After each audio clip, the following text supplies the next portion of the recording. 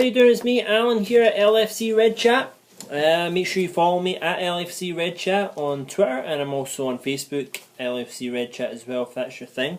Basically, this video will go over the pre-match press conference. I'm sure you've heard snippets of it, but I actually go through every single question.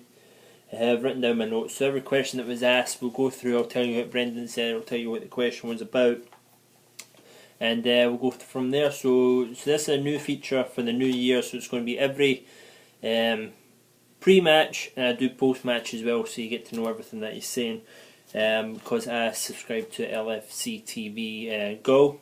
I got that for Christmas, so I'm lucky enough to be able to see the full press conference when it comes available online. And also under 21 games and under 18 games, so I'm very excited about it. I'll be doing a lot more of that stuff as well, because I think that will make me probably one of the few channels that will cover that part of the game as well.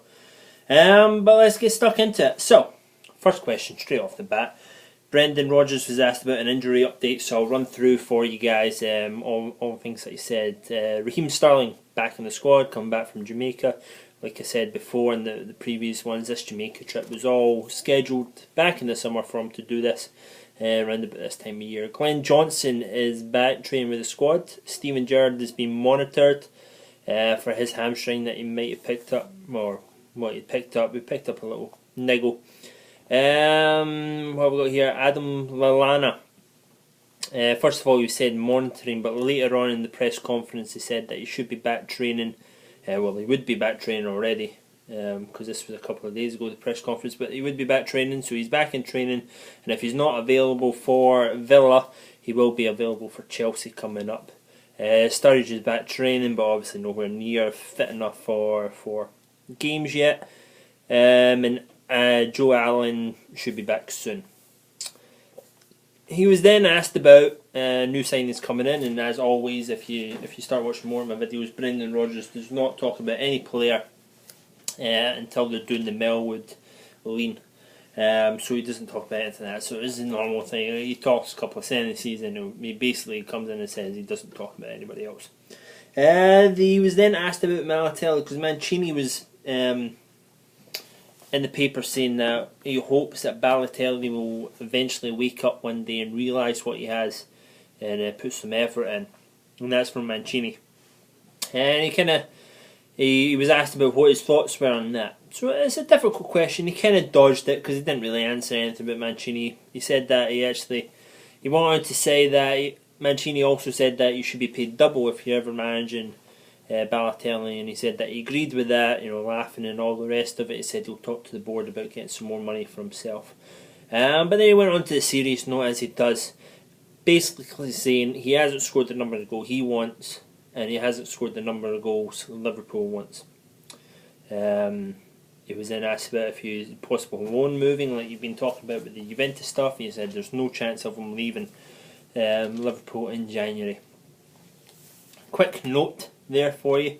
Brendan Rodgers also said about a week before Balotelli came into the squad that Liverpool had absolutely no interest in signing Balotelli at the time. So you can either take it as he won't be moving, or you can read between the lines and maybe he still could be moving, because who knows. He was then asked about Villa, the upcoming game, the reason why we're all there. He wanted to say how Villa are hard to break down. They're actually, if you can believe this, they don't concede a lot, and I can kind of believe that because I have Brad Guzan and Alan Hutton in my fantasy team, and they do pretty well. But they don't concede a lot. They only lose by maybe about one, or the odd goal here and there. Brendan went on to say that the Villa Park has a beautiful pitch. And he likes the way he likes playing there, and it allows him to play his sort of football. So interesting. 4 wins away from home. We're on a run of this. 4 wins away from home. He wanted to point out, and also they're going there positive to get a result, but also respecting Paul Lambert's team that he has there. So taking it as that they're no mugs. Aston Villa no mugs, especially how we lost 1-0 to them last time and couldn't break them down at all. He kind of touches on that a little bit later. Next question up though was Sturridge. If there was a timeline, he's been away for so long, is there any sort of timeline for him coming back? There's no timeline for him coming back, but he has hinted in the past that he was back in training, You know, he's in the final stages of his rehab and stuff like that, so he may be available for one of the Chelsea games coming up, as I'm reading it, because he's supposed to be back sometime in January, like he said before, the last press conference, so we're getting close to seeing Sturridge back. Let's see, the next one he goes on to his take on... Oh, he was asked about Ian Aird. Okay, Ian Aird saying that there would be a possibility of Stevie coming back next January on loan from the MLS LA Galaxy. And basically, Rodgers didn't really want to talk about this at all. He had absolutely no comment to coming back on loan in January. He says that Stevie is still very much a part of the squad. He doesn't want to be talking about him, you know, leaving or the speculation of possibly bringing him back on loan, as he's still a Liverpool player at the moment. He's not LA Galaxy's player yet. He was asked about the squad. The squad. You've got four competitions coming up in the next couple of weeks. And he was asked about it's going to be a good test for the squad. Because remember, this squad was supposed to be built over the summertime. We brought in all these new faces for a squad, to build a squad so we can compete on these different fronts. He said it's very exciting, and that the squad is getting up to the speed and the flow and defending strong and creating chances now. So he's very excited about that and testing it out against these different four competitions that we're coming into. He's also optimistic about the squad. He was asked how optimistic he is about the squad. He's optimistic about the squad.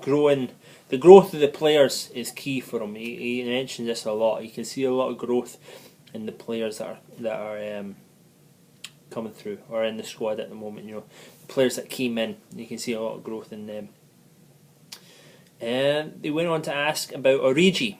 Okay, and there's been a lot of back and forth about this Origi thing, if he's coming in January, if he's not coming, if there was talks, if there ever was talks.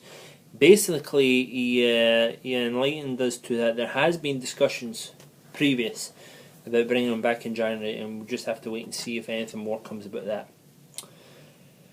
So that was a key thing there, and the rest that he said about Origi, you know, we're not going to talk about him, we have an agreement with Leo, blah blah blah. You know, it's normal stuff. If he's talking about a player who isn't at the club, he doesn't want to talk about them, unless it's like if you're saying, you know, blah blah blah, Alan Hutton's playing very well at Aston Villa, what do you think? And he goes on about them. He said the same about, who did he mention? I think he mentioned John Joe Shelby for Swansea.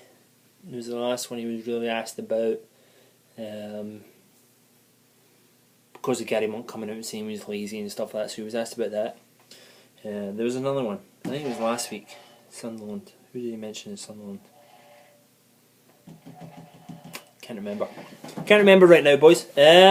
So, and ladies, if you're watching as well, I kind of know you're not, because I can see my YouTube statistics, and it is 100% male that watch my videos. But we carry on.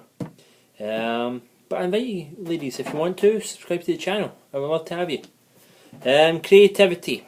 He was asked about creativity, setting up.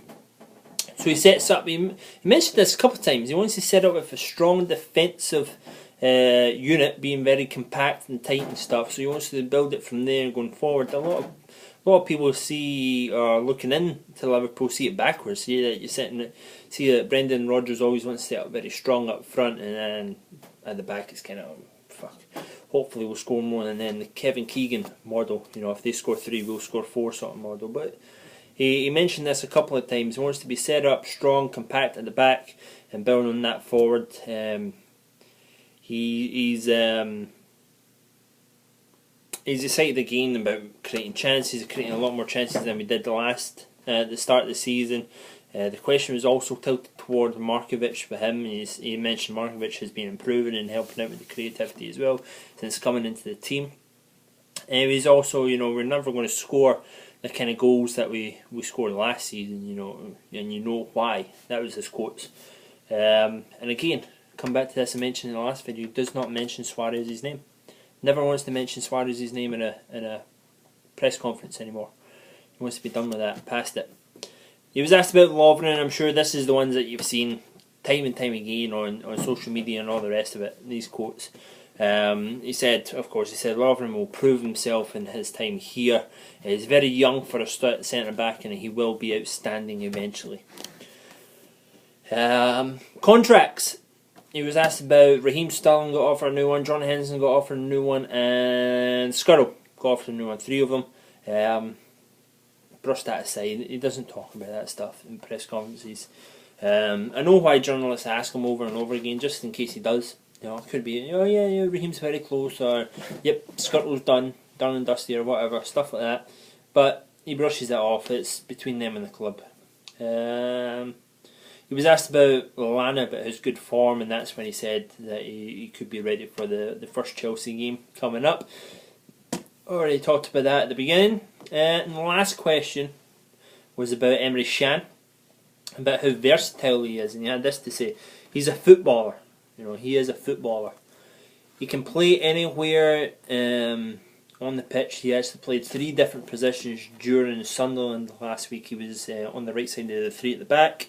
He was pushed up front to where Stevie Gerrard was playing at the start of the game. He was also on the right wing, so he was always playing as a wing back at one point as well. And he just goes on to say he can play anywhere he wants, and he loves that about him. He loves that about Emre, and he's only 21. He only just turned 21 this week. Happy birthday to you, Emre. I know you're a big follower of Lfcredchat. He's not, but I'm a big fan of him. I really like him. And yeah, that was the press conference. There was a question asked at the end, but he didn't have a microphone, the journalist, and I couldn't hear him. And Brendan didn't really answer in any way to give you a hint of what the question was. It was like, yeah, sort of thing. So, unfortunately, I didn't get to hear that. That was the only one. But yeah, that was the press conference. It lasted about 12 minutes. My video explaining it to you lasted about 12 minutes as well. Very interesting. But yeah, guys, so if you want to, make sure you subscribe to the channel, either up here in the corner or it's down here as well. If you want, I can try and post, I don't know, my notes to somewhere. If you want to see them, see what I'm going through, I'll probably try and write them out a little bit better and maybe put some quotes in there for you if you want that. Give you a resource to fight any arguments on Twitter. I always know a good... The one thing I dislike about Twitter at times, you get fans that, you know, they have the best intentions at heart, but they just don't have the facts. And they kind of get, you know, one part of the story, they'll get another part of the story, and they'll just fill in the middle with whatever they want. But, yeah. So that's why I like this, and encourage you to watch all the post and pre-match press conferences.